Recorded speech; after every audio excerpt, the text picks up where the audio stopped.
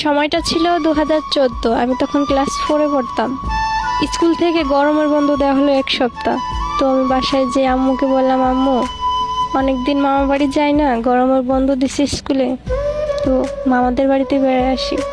আম্মু বললো তোমার আব্বুকে বলো। আব্বুকে গিয়ে বললাম, আব্বু মামাদের বাড়ি বেড়াতে যাব, স্কুল বন্ধ দিছে।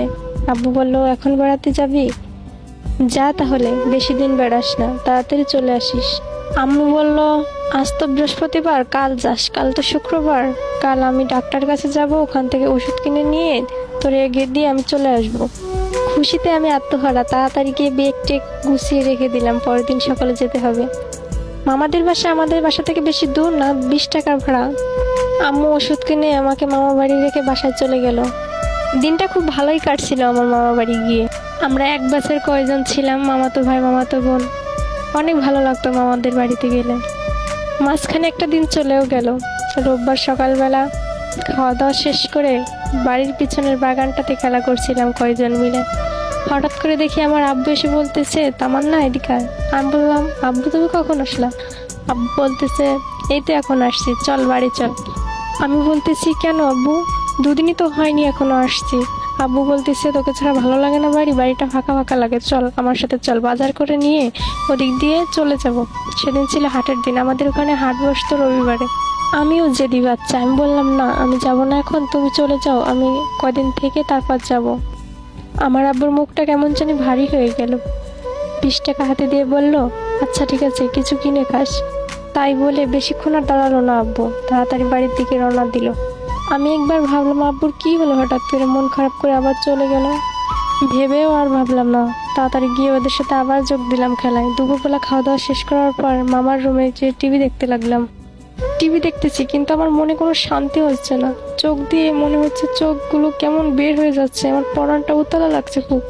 জানি না কেন এমন হচ্ছে কেন। আমার রুম থেকে একবার বাইরে বের হচ্ছি, আবার রুমে ঢুকছি, টিভি দেখছি, তবুও মনে কেমন জানি লাগছে, চোখ দিয়ে এমনি এমনি পানি বের হচ্ছে, মনের ভিতর শান্তি পাচ্ছি না। হঠাৎ করে কে জানি আমার আন্টির ফোনে ফোন দিছে। ফোন দেওয়ার পর 4-5 জনে মিলে পিস পিস করে কি জানি বলছে। আমার কাছে মনে হচ্ছে ওরা আমার কাছে কিছু লুকাচ্ছে। এরপর আন্টি আমাকে এসে বলতেছে, তোর আব্বু অনেক অসুস্থ, তাড়াতাড়ি চল, বাড়িতে যেতে হবে এখনই।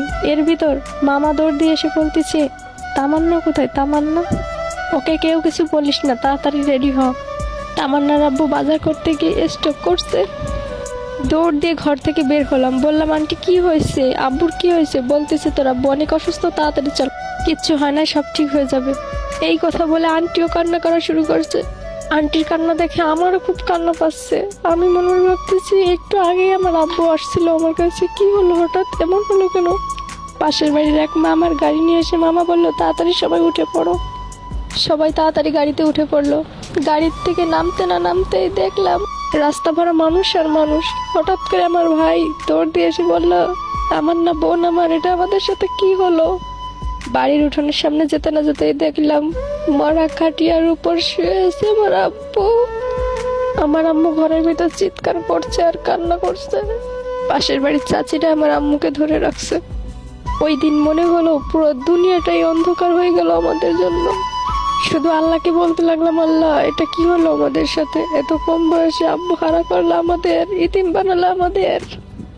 এগুলো বলে কান্না করতে লাগলাম। অল্প বয়সেই বাবাকে হারিয়ে ফেললাম। এখন অনেকটা বড় হয়ে গেছি, ভালো মন্দ বুঝতে শিখে গেছি, কিন্তু ওই অভাবটা না কোনোদিন আর পূর্ণ হবে না। বাবা মানেই হচ্ছে একটা বটগাছ, যে সব সময় ছায়া দিয়ে থাকে। ওই ছায়াটা যখন সরে যাবে না, তখন বুঝবা বাবার মূল্যটা।